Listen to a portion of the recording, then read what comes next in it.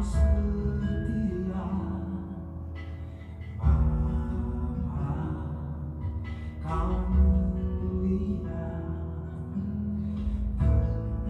tenanglah jiwaku, aman bersamamu.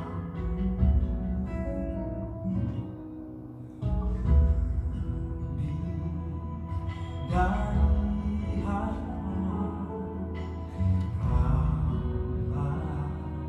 segalanya, tenanglah jiwaku dalam hadirat-Mu.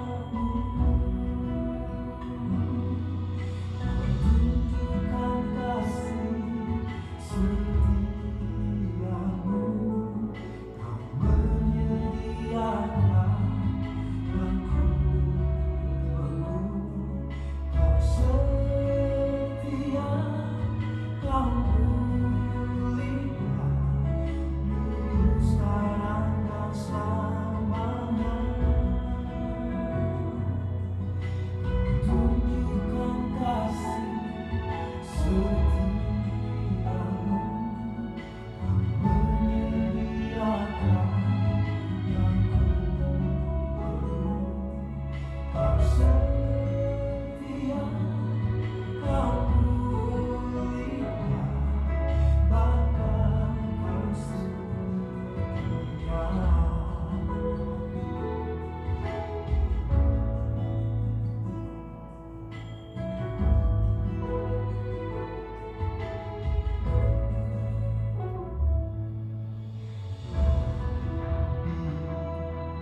Dari harta segalanya, tenanglah jiwaku dalam hadirat-Mu.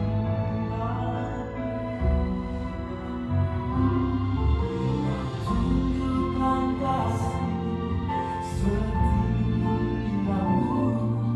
Kau menyediakan yang ku perlu. Kau setia, Kau mulia, dulu sekarang dan selamanya. Tunjukkan kasih setiamu, Kau menyediakan yang ku perlu. Kau setia, Kau mulia, Bapa, Kau setia. Kau setia, Kau mulia, Bapa, Kau setia.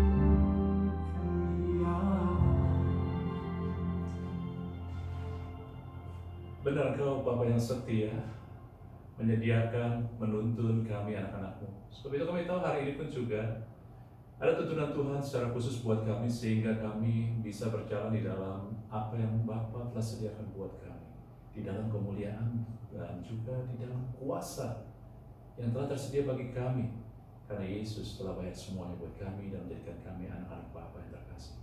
Berfirmanlah, berbicaralah, dan bekerjalah bagi kami semua Tuhan, baik yang menyampaikan maupun yang mendengar, dimanapun kami ada, karena Roh Allah tidak terbatas. Kami siap di dalam nama Yesus. Mari kita siap katakan amin. Oke, selamat pagi. Hari ini kita kembali bicara online kita. Oke, dan temanya adalah berjalan dalam pemulihan. Kalau selama ini kita kemarin sudah berjalan dalam berjalan di padang gurun, di mana di padang gurun itu ada mujizat Tuhan, ada kuasa Tuhan. Amin. Nah, hari ini kita akan melihat suatu tuntunan Tuhan, karena Tuhan menaruh suatu hal yang kuat di dalam hati saya, di dalam roh saya, untuk disampaikan kepada Anda dan juga kepada saya tentunya, ya. Jadi apakah itu? Kita lihat dulu yuk, bahwa hal yang perlu Anda ikuti dulu ya. Pelan-pelan supaya pertama adalah kita harus mengerti dulu siapa itu manusia. Ya, dalam konteks apa? Dalam konteks begini, saudara-saudara. Manusia adalah makhluk habit kebiasaan. Manusia adalah makhluk yang belajar lalu meniru. Semakin dia banyak dimasukkan ataupun banyak hal-hal yang dia taruh itu lagi, maka dia akan meniru hal itu dan menjadi kebiasaan dia. Dan itulah manusia. Ya, jadi manusia adalah makhluk kebiasaan dan bersumber kepada pikirannya. Akal budi, kita bilang akal budi. Pikiran kita lah yang menentukan siapa kita, termasuk kualitas kehidupan kita. Termasuk saudara, percaya atau enggak bahwa ini adalah jendela buat hal-hal yang roh yang Tuhan janjikan terjadi di dalam nyata kita. Jadi ini sangat menentukan kita sekali, oke? Nah, kemudian saudara-saudari, ketika kita memakai manusia ditentukan dengan akal budi pikirannya, ya, dan ketika kita terus akal budi kita, pikiran kita diproses dengan kebiasaan habit, maka akan menjadi pola. Ada orang yang karena biasa bicara, mengikuti orang tuanya bicara, Anda sering lihat ya, dia tinggal di orang tuanya dan dia biasa mendengar orang tuanya gaya bicaranya seperti itu. Lama-lama dipenuhi terus akal budinya dengan hal tersebut dan akhirnya menjadi pola anak itu juga bicara seperti orang tuanya. Lalu orang bilang, iya itu kayak anak orang tuanya ya. Bukan hanya genetik tetapi itu juga karena habit, kebiasaan. Nah, saudara-saudari, bicara tentang pola itu ditentukan oleh mengetahui yang benar. Jadi ketika begini, Anda di sini mungkin tahu kalau Anda konveksi ya, banyak tahu bahwa untuk buat satu baju yang bagus itu diperlukan pola yang baik, yang benar, yang bagus. Ya, nah untuk bikin pola yang bagus ini maka Anda harus mengetahui cara bikin pola yang benar. Anda harus mengetahui hal-hal yang benar tentang pola tersebut. Nah ini juga, kalau Anda mengetahui yang salah maka pola itu akhirnya jadi salah. Walaupun mungkin tidak salah semua, tetapi ada salah sedikit aja, hasilnya nanti tidak seperti yang diharapkan. Demikian juga, ketika pola pikir kita sudah terbentuk dari pikiran ataupun pengetahuan yang salah, maka akhirnya kita akan menghasilkan yang tidak sempurna. Ya, nah pola ini perlu mengetahui hal yang benar. Kita sudah diberikan oleh Tuhan. Lewat apa? Saudara diberikan pewahyuan yang benar. Saudara mendengar pengenalan akan Allah yang benar. Selama ini kita sudah sampaikan tentang siapa Allah disingkapkan oleh Tuhan. Kita juga disingkapkan tentang Allah Bapa, Putra, dan Roh Kudus, tentang kebenaran firman Tuhan. Dan ada juga tuntunan yang benar buat kita. Kalau kita salah mendengar ini, maka pola di pikiran kita akan jadi salah dan hasilnya akan berbeda dengan yang sudah ditetapkan Tuhan. Oke? Nah, tetapi bukan butuh itu aja. Selama ini kita ini sudah tahu tentang, kita ini sudah banyak mendapatkan pewahyuan, pengenalan, dan juga tuntunan Tuhan yang benar. Selama ini kita dapat, bagaimana kita dapat berjalan di dalam otoritas kemenangan Tuhan, bagaimana kita berjalan di situasi yang sulit. Tetapi saya lihat masih banyak orang yang menganggap hal ini biasa aja, dan masih banyak juga yang belum mengalami apa yang Tuhan sudah sediakan. Kenapa? Karena pola bukan hanya membutuhkan mengetahui yang benar, tetapi pola juga membutuhkan sesuatu yang lain, yaitu Anda harus terus menyadari terus menerus. Artinya apa? Anda terus harus memasukkan terus. Anda harus mengingat terus. Anda harus memegang terus. Anda harus mengupas, mengulas, berhubungan terus. Karena sama kayak kebiasaan. Suatu kebiasaan tidak terjadi seketika. Suatu kebiasaan terjadi ketika Anda terus-menerus melakukan, Anda terus terhubung. Anda terus terhubung sama orang tua Anda, maka kebiasaan orang tua Anda bisa tertransfer ke kita. Kalau terus-menerus. Kalau anak itu misalkan diasuh oleh neneknya, nggak ketemu orang tuanya, maka enggak. Amin. Oleh sebab itulah makanya kita harus menyadari terus menerus, ya. Baru kita akan dari pola ini juga, ya, kita akan menentukan apakah kita menang, mendapatkan apa yang Tuhan janjikan, atau tertunda, bahkan kita nggak dapatkan. Kenapa? Bisa kita nggak dapatkan karena kita tidak mendapatkan pewahyuan, kita tidak mengenal Tuhan yang benar, kita tidak melihat tuntunannya. Atau kalaupun juga kita dengar, tetapi karena kita kurang menyadari, kita kurang melakukan terus-menerus, maka tertunda. Ini yang sering terjadi, Bapak Ibu, saudara-saudari. Banyak kali anak-anak Tuhan sekedar dengar khotbah, ibadah hari Minggu menjadi rutinitas. Sesudah itu, sesudah hari Minggu selesai, mereka lupakan. Mereka lupakan seperti tidak ada apa-apa lagi. Sehingga Anda tidak menyadari ini bahwa itu tuntunan Tuhan buat Anda berhasil dan Anda harus gunakan hari lepas hari. Ya. Nah, ini dia. Nah, saya akan membawa kepada Anda, ya, Tuhan membawa kepada Anda bahwa bagian yang di sini, banyak anak Tuhan sudah benar di bagian sononya, sudah mengetahui yang benar, ya, tetapi masih kurang, yaitu di sininya. Lewat apa? Saya akan bawa 3 hal di sini hari ini. Lewat pikiran, lewat terhubung, lewat menyatakan. Kalau Inggrisnya think, touch, dan tell. Jadi lewat pikiran, lewat terhubung, nanti Anda akan ngerti, ya. Saya akan ucapkan lagi supaya itu terbenam di otak kita. Lewat tell, katakan, menyatakan, ya. Nah, kenapa bisa begitu? Yuk kita lihat dulu. Kita akan kenal dulu siapa manusia, ya. Nah, saudara, manusia itu, otak manusia luar biasa ciptaan Tuhan. Yang paling luar biasa adalah otak, saudara-saudari. Otak manusia tanpa Anda sadari menerima jutaan informasi. Bahkan dalam 1 menit Anda nggak sadar, tetapi informasi itu masuk, ya. Baik informasi lewat medsos, Anda chatting, Anda ngelihat doang, lewat pengalaman yang Anda rasakan, TV, radio, games, bahkan kalau Anda lihat sekilas doang, masuk. Maka jangan heran, kadang tanpa kita sadari, anak-anak kita kok tahu pikiran tentang itu, kan mereka pernah dengar, pernah lihat, ya, gadget-gadget. Jadi ini penting, Anda harus tahu, tidak semua informasi itu masuk ke otak sadar kita, yang diproses oleh sadar kita, yang kita bisa atur penggunaannya, ya.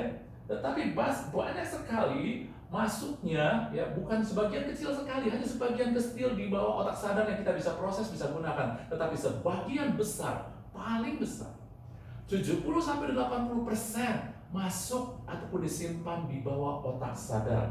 Gambarannya seperti ini, saudara, kayak gunung es. Gunung es yang kelihatan di atasnya doang, ini kayak pikiran sadar. Walaupun gunung es itu besar kelihatannya, tetapi Anda tahu Titanic itu tidak tenggelam karena gunung es yang kelihatan, tetapi yang tidak kelihatan di bawahnya itu. Di bawahnya itu huge, besar sekali, saudara. Dan inilah yang saya katakan pikiran di bawah sadar yang merekam, yang ketika informasi itu masuk, dia simpan di situ lebih banyak daripada di bawah di sadarnya. Maka Anda jangan heran ketika anak-anak terus main game, anak-anak ketika terus nonton. Informasi itu jutaan, saudara-saudari, ya. Otak kita tuh luar biasa, masuk ke bawah sadar. Akhirnya apa? Bawah sadar kita, di otak bawah sadar kita, para ahli telah menyelidiki, ternyata otak bawah sadar kita itu menentukan sekali, ya, 8 bidang dari ekspresi kejiwaan manusia, emosi, lalu kreativitas, lalu juga intuisi. Intuisi itu artinya, saudara-saudari, ketika Anda walaupun Anda belum belajar, tapi kayaknya Anda sudah bisa mendeduksi, Anda sudah melihat kira-kira kemana, itu intuisi, ya. Karakter juga ditentukan. Maka ketika anak Anda terus nonton film kekerasan, game kekerasan, maka disimpan di bawah sadar tanpa Anda sadari, karakter anak itu akhirnya menjadi violent, kasar, ya. Lalu itu juga menentukan kebiasaan-kebiasaan. Anda nggak heran ketika Anda terus nonton drakor, maka cara dia ngomong, cara dia berdandan, bahkan kecenderungannya adalah mengikuti mereka karena disimpan itu. Lalu cara menilai pun, norma-norma, value yang dipegang akan menjadi apa yang Anda masukkan ke bawah sadar itu. Ingatan jangka panjang pun juga. Saudara, ingatan jangka panjang ini penting. Karena itulah juga yang nanti akan menentukan ya pandangan Anda, apa yang cita-cita Anda, apa yang akan ke depan. Ini perlu. Saudara, tujuan hidup adalah jangka panjang. Panggilan Tuhan adalah jangka panjang. Ketika Anda hanya nonton, Anda hanya sekedar game, Anda hanya membiarkan juga semua memasuki pikiran Anda tanpa Anda memfilter, dan mereka yang akan menentukan. Lalu percaya Anda, belief Anda juga akan dipengaruhi. Jadi pengaruh otak bawah sadar ini luar biasa. Oleh sebab itu, apa yang Anda masukkan ke dalam otak bawah sadar ini penting sekali. Ketika Anda menerima pewahyuan, tuntunan firman Tuhan, itu Anda baru masukkan ke otak sadar kita. Sesaat kemudian, kalau Anda nggak ulang lagi, lupa. Lalu kemudian di bawah sadar Anda lebih masukkan kepada film-film, hiburan, ya, nilai-nilai dunia, maka Anda akan memproduksi hal-hal yang dunia. Emosi Anda, bahkan intuisi, karakter Anda, kebiasaan Anda, value yang Anda hargai jadi kayak dunia. Enggak, mungkin enggak. Ya. Nah, oleh sebab itulah Tuhan mau katakan, ya. Ini dia. Tadi tentang 3 hal yang perlu kita lakukan supaya kita bukan hanya dituntun, tetapi kita berpegang pada tuntunan itu, menghidupkan tuntunan itu. Ada 3 hal: pikirkan, terhubung, dan menyatakan. Ya, ini biarin aja itu renung, ya. Nah, saudara-saudara, kita akan melihat tentang pertama sekarang pikiran. Ya, pikiran kita, ya. Pikiran, tadi Anda sudah lihat sendiri, pikiran harus dipenuhi. Pikiran Tuhan sudah kasih pewahyuan, pengenalan, tuntunan Tuhan, tentu yang benar. Anda harus masukkan ke dalam pikiran kita hal-hal yang dari Tuhan. Baik itu pewahyuan Tuhan, pengenalan akan Tuhan, dan tuntunan Tuhan. Hari-hari ini ketika kita melewati masa-masa yang sulit, kita bukan hanya perlu mengenal Tuhan, kita perlu tuntunan Tuhan. Dan selama ini, saya percaya kita sudah dituntun Tuhan. Ya. Nah, di dalam Yosua 1 ayat 8, Tuhan ngomong sama Yosua. Ketika Yosua mau masuk tanah Kanaan, Tuhan memberikan tanah perjanjian. Pesan yang Tuhan sampaikan, jangan engkau lupa memperkatakan Taurat. Fikir kitab Taurat ini. Sekarang kita katakan, jangan lupa memperkatakan firman Tuhan. Tetapi renungkanlah itu siang dan malam. Kata renungkan itu adalah ya galah.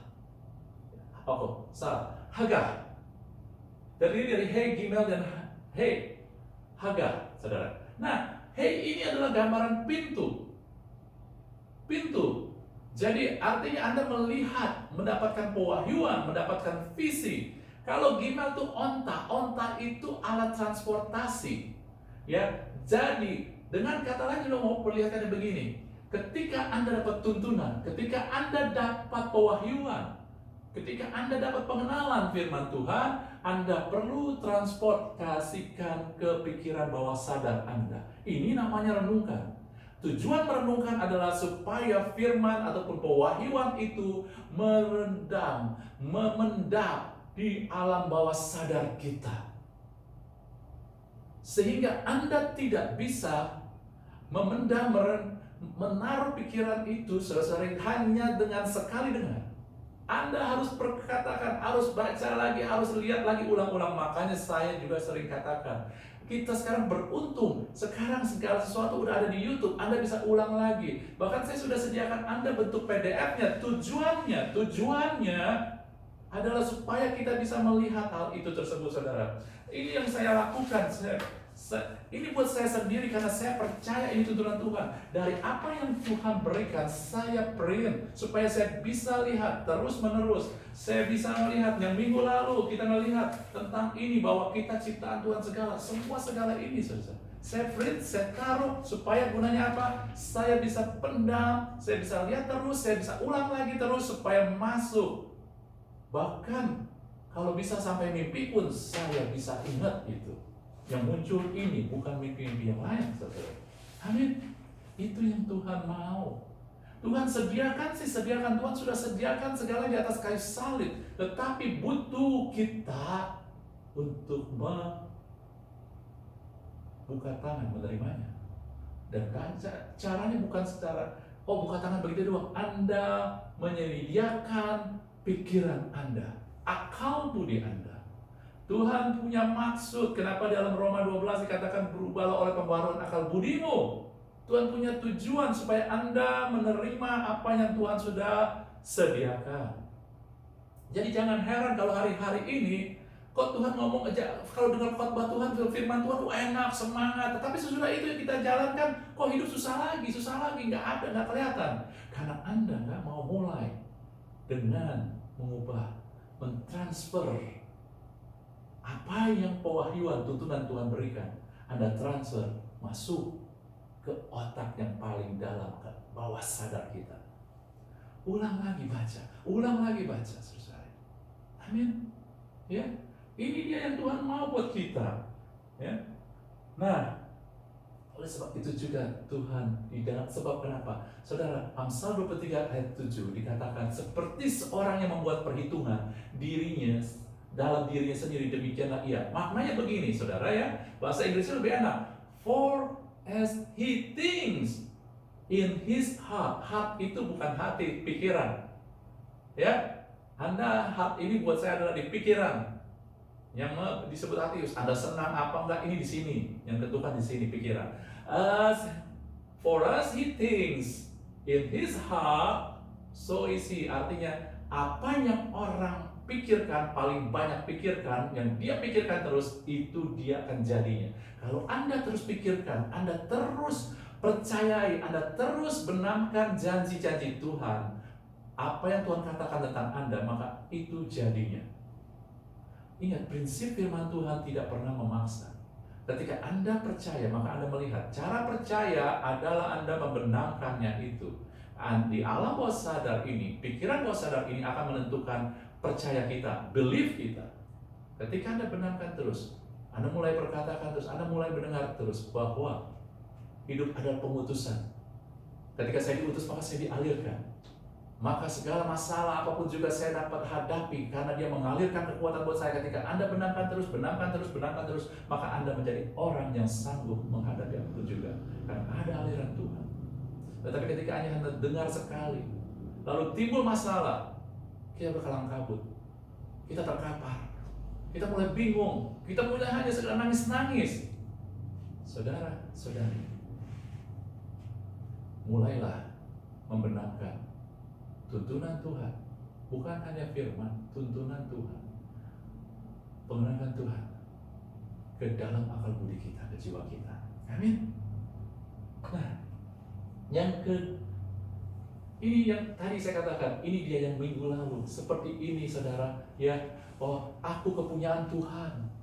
Anda dapat tuntunan Tuhan bahwa ketika Anda menghadapi padang gurun, ketika Tuhan mau buka jalan, lalu di dalam firman Tuhan, kita dapat dulu sebelumnya Yesaya 43 ayat 19, saudara, bahwa Tuhan suruh lihat, aku bisa membuat sesuatu yang baru, ya, yang sudah ada, ya, dia mau buat jalan di padang gurun, sungai-sungai di padang belantara. Kemudian dilanjutkan dari Yesaya 4 ayat 5 ini saudara, bahwa ya, ketika itu juga ini tuntunan Tuhan.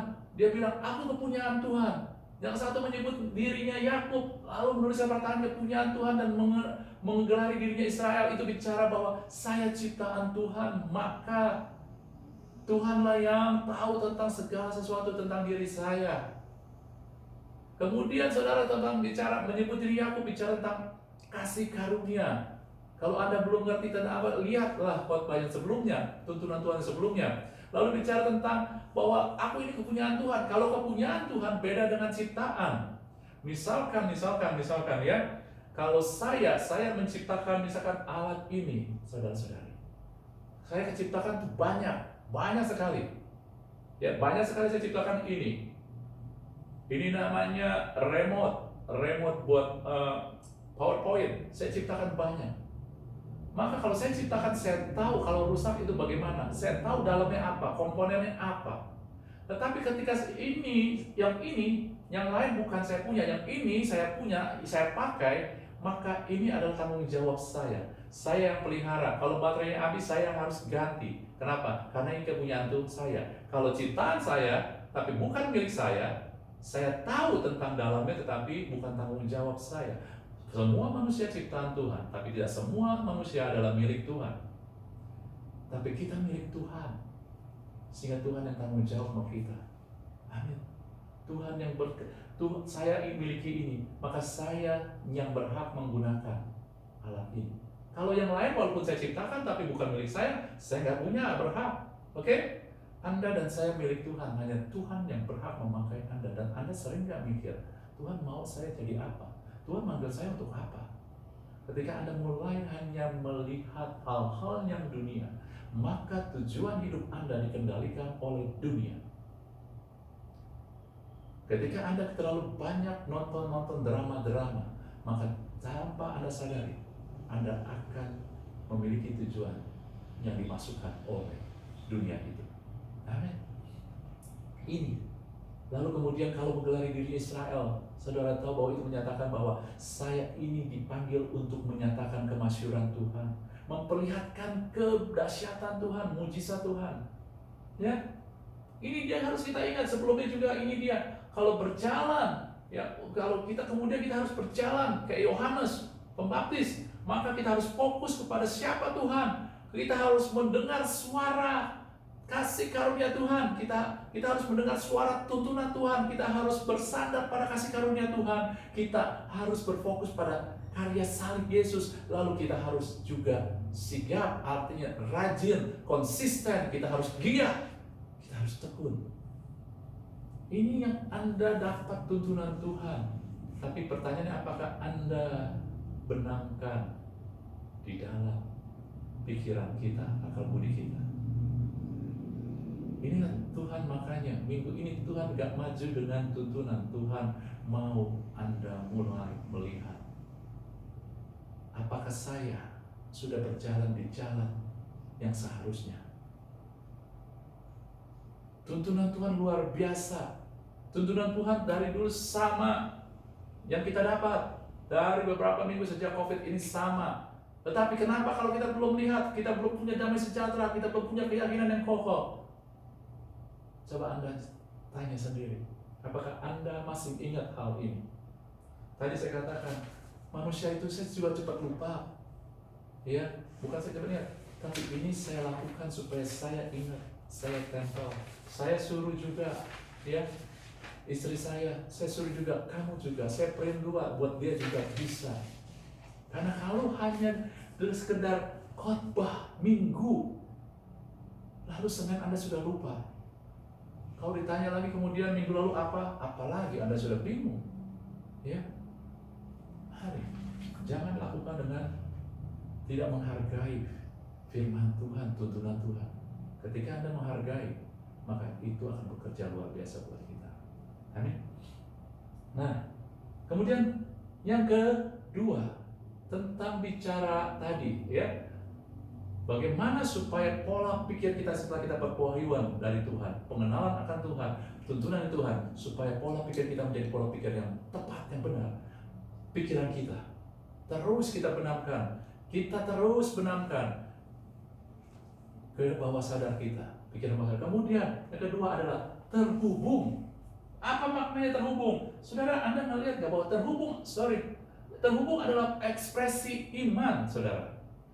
Bagaimana maksudnya ekspresi iman? Anda ingat, saudara, ketika wanita yang pendarahan itu, dia menjamah Tuhan, terhubung sama Tuhan. dia menyatukan keimanan percaya dia dengan iman Yesus, mujizat terjadi. Ketika Yesus mau menyembuhkan orang juga, saudara-saudara, dia menghubungkannya. Kadang dia menghubungkan dengan kasih dia, kadang dia menghubungkannya dengan kuasa dia. Dia olesin ludah ke tanah, dia sedang menciptakan, lalu dia taruh di mata orang tersebut. Dia sedang menciptakan, terhubungnya di situ, saudara. Kadang dia terhubungnya dengan kasih. Dia bicara, dia berbalik, dia melihat orang tersebut. Mau apa engkau? Tujuannya adalah terhubung. Dia tahu orang buta itu, orang lumpuh itu butuh kesembuhan, orang buta itu perlu dicelikan. Tapi dia tanya, mau apa engkau? Tujuannya adalah supaya terhubung. Kan terhubung adalah ekspresi iman. Terhubung juga adalah manifestasi kasih. Percaya? Ya? Sebab itu ketika Anda mendapatkan tuntunan Tuhan, pewahyuan Tuhan, pengenalan akan Tuhan, kita butuh apa? Kita terbutuh dengan orang-orang yang memiliki api dan semangat yang sama. Jangan sembarangan bergaul. Ketika Anda bergaul dengan orang-orang yang tidak memiliki kerinduan yang sama dengan Tuhan, maka apa yang Tuhan berikan menjadi hilang. Anda perlu terhubung dengan orang yang sama antusias dengan firman, dengan tuntunan Tuhan, yang menghargai firman Tuhan. Oleh sebab itu Tuhan suruh jangan tinggalkan persekutuan orang percaya. Artinya Anda harus terhubung dengan orang percaya. Ketika Anda ketemu teman Anda yang orang percaya, yang sama semangatnya, bicarakanlah firman, bicarakanlah tuntunan itu. Itulah yang dikatakan renungkan itu siang dan malam, bicarakan itu. Anda datang dong ikut persekutuan doa, Anda ikut ke komsel, ke kersel, apapun namanya, ikut itu supaya Anda terhubung. Anda dan saya terhubung dengan ini. Kalau mau nyaman, saya bisa juga nyaman. Saya bisa dengan waktu sendiri aja. Tetapi saya butuh orang-orang yang sama. Saya melihat mereka menghargai Tuhan. Orang-orang yang sama punya api. Mereka berdoa kepada Tuhan. Sehingga saya terhubung dengan mereka. Saya pun jadi semangat. Saya pun saling mempengaruhi. Kita saling menyegarkan. Kalau enggak, lebih baik nonton, santai, tidur. Saudara, kita butuh ini loh. Jangan tinggalkan itu. Lalu kemudian Anda terhubung dengan yang mendatangkan dan menyadarkan iman kita. Banyak orang, saudari, banyak orang hanya melihat bahwa ibadah hanya minggu doang, lalu habis itu mereka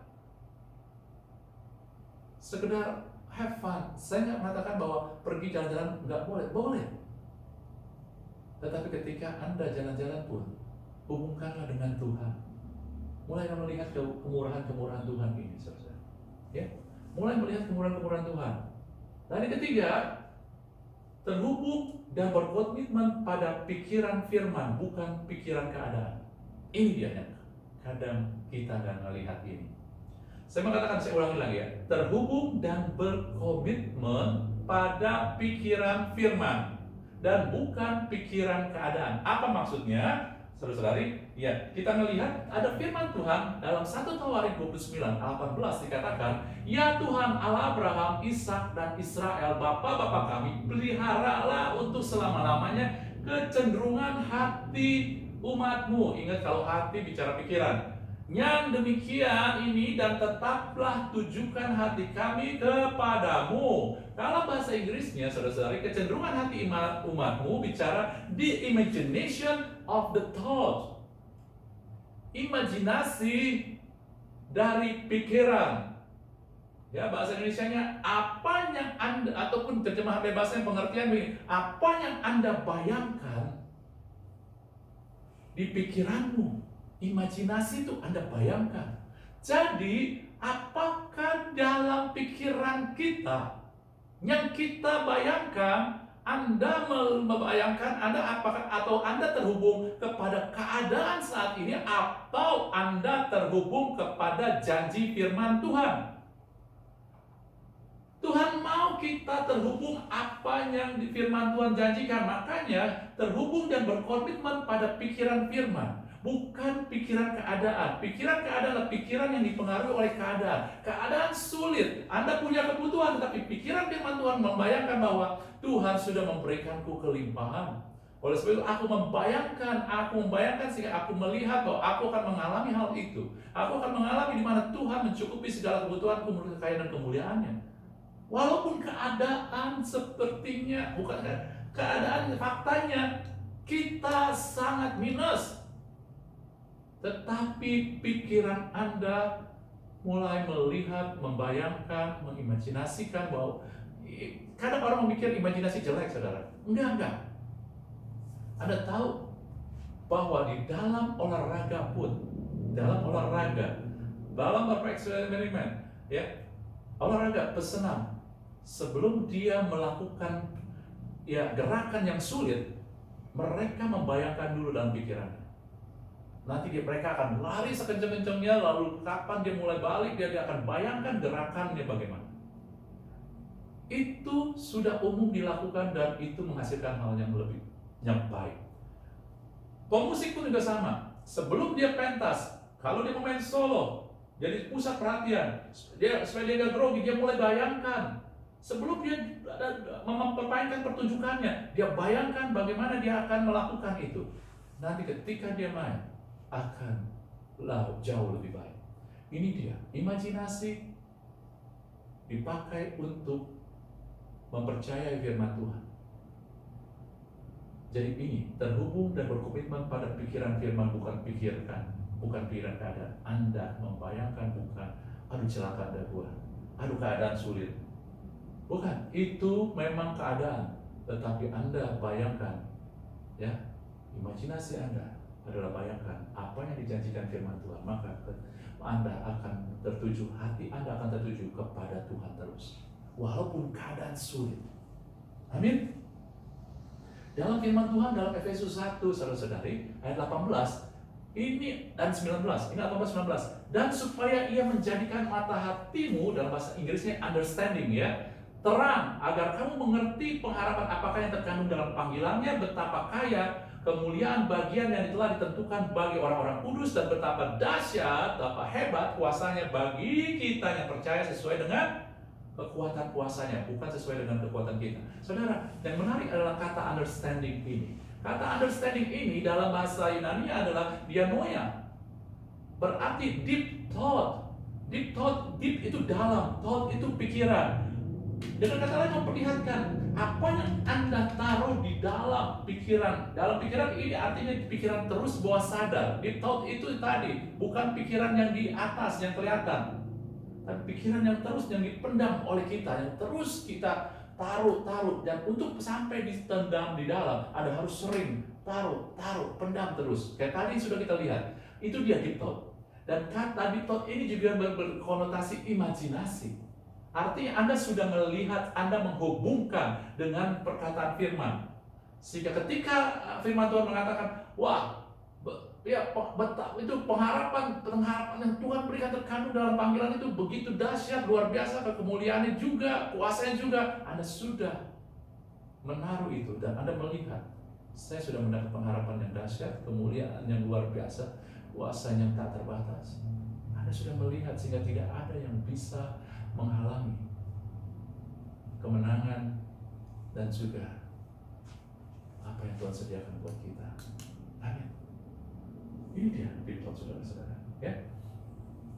Nah, ketika kita terus itu, maka Anda akan melihat. Saya melihat beberapa orang ini di dalam perjanjian lama memiliki hal ini. Mereka tidak terhubung dengan keadaan, tapi mereka terhubung dengan Tuhan. Contoh, ya saudara-saudara, ya tadi ini dia, pikiran yang terhubung dengan apa yang firman Tuhan katakan. Beberapa orang di dalam firman Tuhan, saudara, Abraham, dia ketika dia berpisah dengan Lot mengambil daerah yang subur. Dia ditinggalkan daerah yang sisa yang kering. tetapi dia bukan melihat pada keadaan, pikirannya bukan melihat pada keadaan, pikirannya melihat kepada Tuhan, sehingga dia melihat di mana tuntunan Tuhan ada. Karena dia dituntun ke situ, maka berkat Tuhan itu ada. Dia nggak melihat keadaan, tetapi dia melihat kepada Tuhan. Pikirannya dihubungkan dengan kuasa Tuhan yang mendatangkan berkat. Lalu kemudian Yosua dan Kaleb, orang-orang di sekelilingnya semua melihat keadaan sehingga mereka khawatir, mereka gentar dengan musuh yang mereka harus hadapi. Tetapi Yosua dan Kaleb pikirannya tertuju pada janji Tuhan. Ketika ada janji Tuhan, maka Tuhan pasti genapi. Lalu kemudian Anda terkenal Daud dan Goliat. Ketika Daud menghadapi Goliat, orang-orang semua di sekitar mereka melihat pada keadaan Goliat begitu besar, senjatanya begitu luar biasa dahsyat, tetapi Daud memautkan pikirannya dengan siapa Tuhan, sehingga dia katakan kalau di mana ada Tuhan berpihak, maka kemenangan pasti. Ini yang saya mau katakan. Apakah kita memautkan pikiran kita pada keadaan atau pada janji Tuhan? Tetapi untuk memautkan pada janji Tuhan, Anda harus terus membenamkan firman Tuhan, tuntunan Tuhan ke dalam pikiran kita. Amin.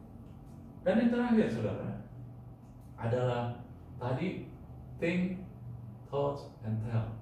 Pikiran terhubung dan menyatakan. Oke? Nah, menyatakan ini adalah, saudara, menyatakan adalah deklarasi iman. Kalau tadi, ya, Anda tahu bahwa terhubung adalah ekspresi iman. Wanita yang pendarahan, dia punya iman bahwa Yesus bisa menyembuhkan, ekspresinya adalah dia pegang, terhubung. Sekarang tell, menyatakan, deklarasi, mendeklarasikan iman kita. Dengan cara bagaimana Anda mendeklarasikan iman kita, saudara-saudari? Ya, Ayub 22 ayat 28, bahasa Inggrisnya, versi Inggrisnya NIV, ya saudara, dikatakan, you will also declare a thing and it will be established for you, so light, ya, will shine on your way. Light of God, ya. Ini kepotong, saudara, sorry. Light of God, ya, terang Tuhan, ya. Jadi akan bersinar di jalanmu. Di kalau bahasa Indonesia ini terjemahannya, kalau terjemahan bahasa Indonesia beda, tetapi ini intinya kayak begini, saudara, ya. Nah, kalau kita terjemah secara bebas dari bahasa Inggrisnya, kamu harus deklarasikan dan itu akan diwujudkan. Kita harus mendeklarasikan, itu akan diwujudkan bagimu. Dan ketika kamu mendeklarasikan, maka terang Tuhan akan menuntun engkau di jalan-jalan Tuhan, jalan kemenangan. Oh, kalau begitu kita deklarasikan terus tuh, saudara-saudara. Kita bicara Tuhan, ini janji Tuhan, ya. Tetapi yang dimaksud dengan deklarasi bukan hanya sekedar mengucapkan janji Tuhan. Sehingga Anda seperti kayak nodong Tuhan, kayak anak kecil. Mama kan udah janji mau beli mainan, belum dibeli juga. Mama kan udah janji, terus. Bukan hanya itu, saudara-saudari. Berpikirlah sebagai orang yang dewasa, sahabat Allah. Deklarasi adalah Anda mulai memberikan pujian, bukan hanya sekedar mendeklarasikan janji Tuhan. Benar, Anda harus ingatin terus di otak Anda. Tetapi ketika Anda memuji Tuhan, sesungguhnya Anda sedang mendeklarasikan kuasanya, mendeklarasikan kesetiaannya.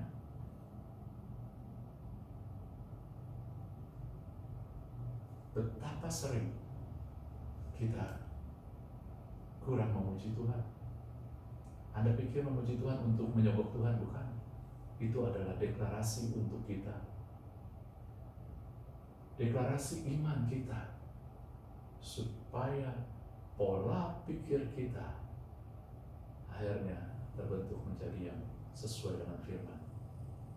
Ketika pola pikir, dan saya mau katakan pola pikir inilah yang menjadikan Anda pemenang. Amin. Semuanya untuk diri Anda dan saya benefitnya.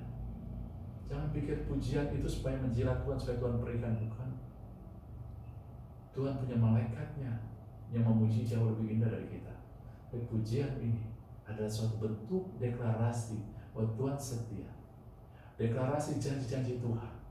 Deklarasi kuasa Tuhan, kebesaran Tuhan. Lalu juga doa Begitu banyak orang berdoa. Dia berdoa bukan suatu ekspresi deklarasi iman, tetapi doa mereka harus doa putus asaan. Tuhan bagaimana nih, tolong dong, kami udah gak sanggup. Saudara-saudari, Anda sedang membenamkan dalam pikiran Anda ketidakberdayaan Anda jauh lebih besar daripada kuasa Tuhan ketika Anda berdoa dengan keputusasaan. Ketika Anda berdoa, mulai berdiri, menyatakan iman kita. Tuhan, aku percaya tidak ada yang mustahil bagimu, termasuk masalah yang kuhadapi terlalu kecil bagimu. Saya percaya bahwa aku pasti sembuh. Kesembuhan sudah terjadi. Aku memperkatakan kepada setiap sel tubuhku, ikutin firman Tuhan, ikutin kuasa Tuhan, menjadi sembuh. Tuhan, aku percaya tidak ada yang mustahil bagiku. Keluargaku dipulihkan, anakku dipulihkan, anak cucuku perkasa. Tidak ada batasan, tidak ada kekurangan ataupun satu hal yang menghambat kuasa Tuhan. Karena aku percaya Tuhan janjimu, anak cucu orang benar akan hidup perkasa. Kalau Anda katakan lagi tentang pemulihan keluarga, apapun juga, di dalam doa Anda bukan hanya sekedar meminta, tapi Anda butuh suatu conversation, suatu percakapan. Bukan hanya minta, tapi percakapan juga tentang pernyataan iman kita, deklarasi iman kita saja. Amin. Jadi inilah yang Tuhan mau. Tuhan sudah kasih tuntunan sama kita. Dia sudah kasih bahwa kita tenang, kamu ciptaanku, ya kamu dipilih karena kasih karunia Tuhan semata-mata. Jangan takut, kasih karunia itu akan terus berlangsung. Kasih karunia itu nggak pernah stop. Maka semakin Anda mengenal Tuhan, kasih karunia Tuhan semakin kelihatan, nyata, bertambah-tambah. Kamu kepunyaan Tuhan. Apapun juga keadaanmu, bukan kamu yang berperang. Aku yang menentukan, aku yang atur, aku yang menyediakan bagi kamu. Aku juga yang memberikan tujuan hidupmu. Lalu Tuhan juga kasih tuntunan buat kita bahwa kita ada, ya kamulah bangsa yang terpilih, imamat rajani, bangsa yang kudus, umat kepunyaan Tuhan sendiri. Untuk memberitakan perbuatan-perbuatan Tuhan yang ajaib. Artinya untuk Anda memberitakan mujizat. Saya ada untuk menyatakan mujizat Tuhan. Baik saya mengalami mujizat Tuhan, baik pun melalui saya mujizat Tuhan mengalir. Itu dia maksudnya. Ketika Anda berjalan di tengah keadaan yang sulit, mulailah berjalan melihat bukan pada masalah, tapi siapa Tuhan dan apa yang Tuhan sudah lakukan. Mulai dengar suara tuntunan Tuhan, bukan dengar suara hal-hal yang menakutkan. Mulai bersandar pada kasih karunia, karena oleh kasih karunia saya ditolong, saya diselamatkan, saya diangkat, saya diberkati. Mulai melihat pada karya salib, Yesus sudah membayar harganya sehingga segala sesuatu sudah disediakan buat saya di atas kayu salib. Tapi bukan Anda diam-diam, Anda mulai karena Anda percaya semua sudah disediakan. Anda mulai semangat, Anda mulai lakukan apapun juga yang bisa Anda lakukan dengan rajin, dengan konsisten, dengan sigap, dengan giat, dengan tekun. Amin. Itu yang selama ini. Apakah Anda masih ingat? Kalau belum, ingat. Ya, think, thoughts, and tell. Pikiran Anda, apa yang Anda jamah, dan apa yang Anda deklarasikan. Amin. Yuk kita tutup dengan doa. Bapak, terima kasih. Kami tidak pernah ditinggalkan sendiri. Kau melihat kami belum menjalankan hal yang Kau inginkan. Kau teguhkan kami lagi, Kau tuntun kami lagi hari ini. Biar Roh Kudus tuntun umat-Mu supaya mengerti, sehingga mereka sadar dan tahu mereka telah disediakan kemenangan, pemulihan, jalan keluar, kesembuhan. Dan biar mereka terhubung, terpaut pikiran mereka dengan janji firman Tuhan, bukan dengan pikiran tentang keadaan. Karena firman Tuhan yang tidak akan kembali sia-sia, tapi akan mengerjakan apa yang Kau perintahkan dan berhasil kemana Kau suruh Tuhan. Terima kasih. Di dalam nama Yesus kami bersyukur. Amin. Terima kasih Tuhan berkati.